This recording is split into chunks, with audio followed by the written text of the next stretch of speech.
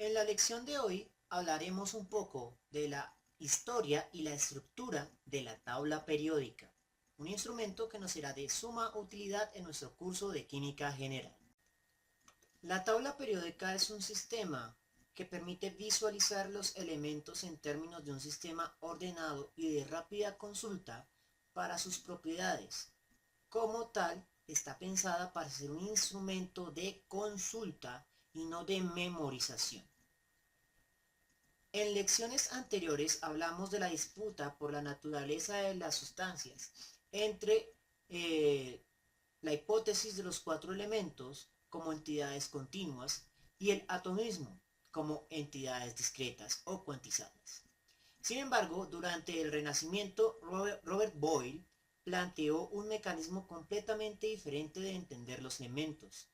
Estos no serían entidades o cualidades mezcladas en una sustancia, sino más bien sustancias en sí mismas. Así que a partir del año de 1661, Boyle, en su libro El químico escéptico, define que un elemento de la nueva química serán sustancias puras simples que no pueden simplificarse aún más por métodos químicos.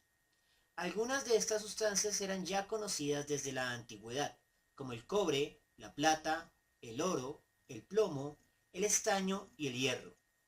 Sin embargo, en tiempos de Boyle, la alquimia aún seguía siendo muy popular. Un célebre alquimista llamado Henning Brand, intentando encontrar el elixir de la vida con la orina, logró accidentalmente aislar un nuevo elemento que hacía que una botella con fondo redondo brillara sin emitir calor. Había aislado el fósforo, que significa portador de la luz, en 1669. Sin embargo, no sería sino hasta mediados del siglo de 1700 que una nueva tecnología lo cambiaría todo, la electrólisis. ¿Qué significa romper con electricidad? Con la nueva tecnología, varios químicos comenzaron a electrocutar sales y óxidos para separarlos en sus elementos base. De esta manera, Martinius van Marum logró aislar el estaño, el zinc y el antimonio en 1785. William Nicholson y Anthony Carsley, así como otros casi al mismo tiempo, decidieron electrocutar el agua, obteniendo hidrógeno gaseoso y oxígeno gaseoso, ambos gases invisibles e inodoros, en el año de 1800. Cabe destacar que esto no significa que hubieran descubierto ambos gases. Ambos eran ya conocidos de antes, pero no se había logrado obtenerlos a partir del agua hasta ese momento. Sin duda alguna, el más célebre de todos estos químicos que lograron la maestría sobre la electrólisis fue Humphrey Davy, quien logró aislar el sodio metálico, el potasio metálico, el calcio metálico, el magnesio metálico y el bario metálico en 1808. Con el aumento de elementos entendidos como sustancias puras no simplificables, surgió la necesidad de organizarlos en un sistema sencillo para una fácil memorización. Uno de los primeros intentos vino de la mano de Johann Wolfgang Dobereiner, quien organizó los elementos en familias compuestas por tríos, con propiedades químicas y físicas parecidas en 1829. Por ejemplo, el litio, el sodio y el potasio eran todos metales blandos que reaccionaban violentamente con el agua, mientras que el cloro, el bromo y el yodo eran sustancias que formaban ácidos y tendían a volatilizarse en gases que eran relativamente tóxicos. El problema con los tríos o triadas surgió en 1843 con Leopold Gamelin, quien, intentando encontrar más triadas, se dio cuenta de que algunos grupos o familias estaban compuestas por más de 3 elementos. Otro intento notable vino de la mano del geólogo llamado Alexandre-Émile Pujaguer de Champ-Courtois, quien, empleando un nuevo concepto llamado masa molar, gracias a los trabajos de Amadeo Avogadro, organizó los elementos conocidos en una escala con periodicidad llamada hélice telúrica en 1862. Es decir que a medida que aumentaba la masa del elemento, llegaba a un punto en que se repetían sus propiedades químicas, aunque casi nadie le puso atención.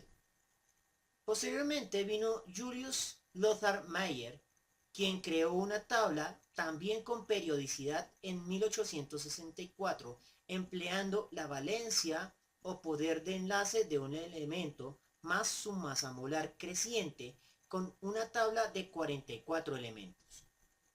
Posteriormente, William Odin siguió la misma idea de organizar por valencia y masa molar y en 1870 propuso una tabla de 57 elementos.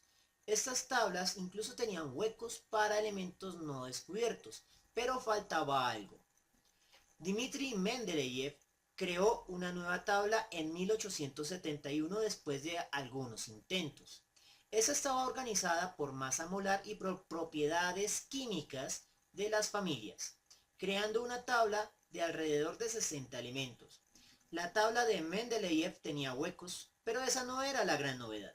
Lo novedoso era que esos huecos predecían de manera muy precisa las propiedades físicas y químicas de los elementos por descubrir. Y fueron los elementos del galio y el germanio quienes calzaron con las posiciones, propiedades físicas y químicas predichas por Mendeleev. Esto llevó a Dmitri Mendeleev a la celebridad y a los libros de texto. Normalmente, la historia de la tabla periódica termina en este punto en los libros de texto. Pero en la realidad, la tabla de Dmitri Mendeleev dista mucho de la que tenemos actualmente, además de que poseía algunas inconsistencias con su criterio de clasificación primario, que era la masa molar creciente. Por ejemplo, el yodo, que es más ligero que el telurio. Pero Mendeleev decidió omitir allí el criterio de masa creciente y usar el criterio de familias de elementos con propiedades químicas comunes, lo que implicaba que faltaba una propiedad subyacente de los elementos que explicara tanto la masa molar como las propiedades químicas sin ambigüedades.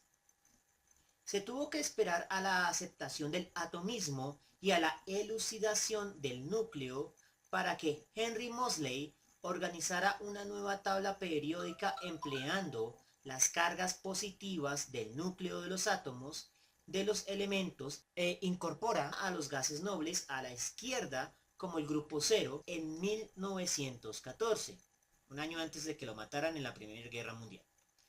El telurio poseía 52 cargas positivas y el yodo 53 cargas positivas, por lo que ahora su organización sí concordaba con sus propiedades químicas.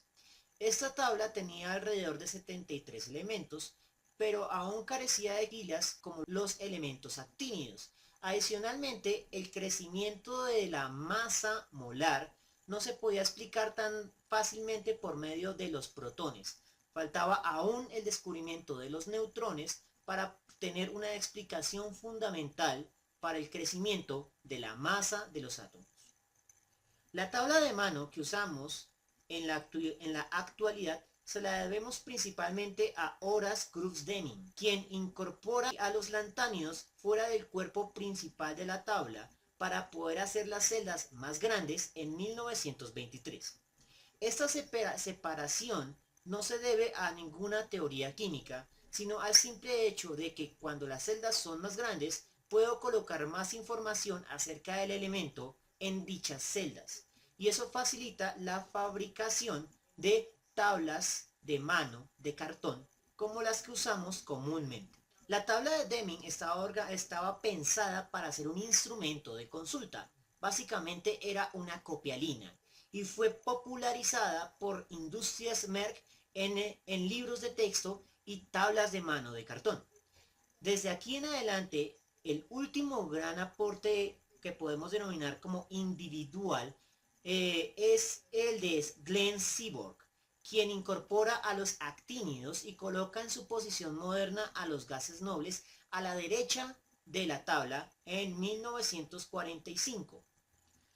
Por lo que el trabajo restante ha sido entendido más en términos de grupos colectivos de científicos, quienes, compitiendo unos con otros por el prestigio nacional, han logrado sintetizar los elementos más pesados, labor que en el año de 2017 llevó a la síntesis de todos los elementos hasta el 118, que en la actualidad se conoce como organezón.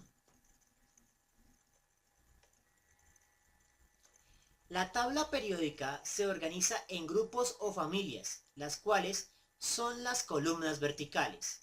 Las familias más importantes tienen nombres propios, como los metales alcalinos o los halógenos, que comparten propiedades químicas homogéneas. Pero no todos los grupos son tan homogéneos como en el caso del grupo del boro. Como no todos los grupos tienen nombres propios, se plantearon códigos. En las tablas de mano se muestran tres sistemas de código para las columnas. El sistema CAS americano, empleando numerales romanos y letras de forma tal que los elementos de metales de transición siempre poseen la letra B.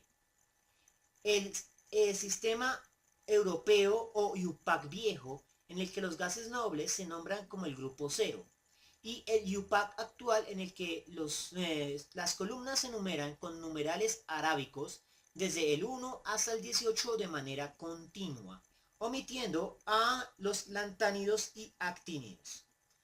En la literatura científica empleamos principalmente el sistema CAS, que permite predecir las configuraciones electrónicas de la capa de valencia en las teorías de Lewis para poder predecir algo que denominamos los octetos, pero también empleamos el IUPAC nuevo porque simplemente es más fácil. Los periodos son las filas de los elementos en sentido horizontal y se enumeran desde el 1 hasta el 7, siendo los elementos del periodo 1 menos numerosos y más ligeros. De hecho, todos son gases, hidrógeno y helio. Mientras que los elementos de los niveles 2, 3, 4 van incrementándose en número y en masa. Otra agrupación que se hace muy popular actualmente es la de bloques.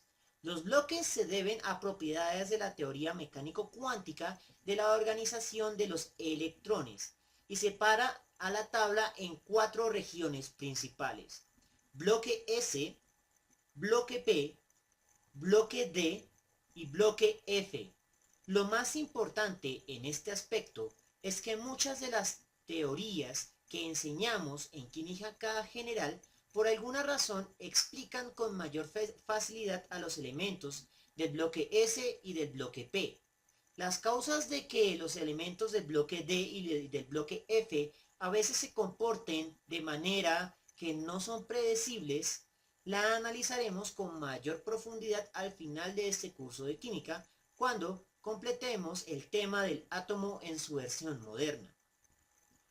Por el momento, la mayoría de problemas de química general los podremos resolver en términos de lo que aprendamos para los elementos del bloque S y del bloque P. Eso es todo por el momento. En la próxima lección analizaremos algunas de las propiedades y valores que verán inscritos en las celdas de la tabla periódica. Eso implica que evidentemente deben traer de manera obligatoria una tabla periódica para la siguiente clase, que por lo menos debe contener los siguientes datos: símbolo del elemento, nombre del elemento, número atómico, masa o peso atómico, generalmente aparece como peso atómico, pero es incorrecto, la electronegatividad, es muy importante ese valor, los números de oxidación y la configuración electrónica. Si trae más datos, muy bueno, pero necesito los datos que mencioné anteriormente, porque sobre esos datos es que vamos a construir todo el edificio de la química general. Muchas gracias por su atención y nos vemos en una próxima oportunidad.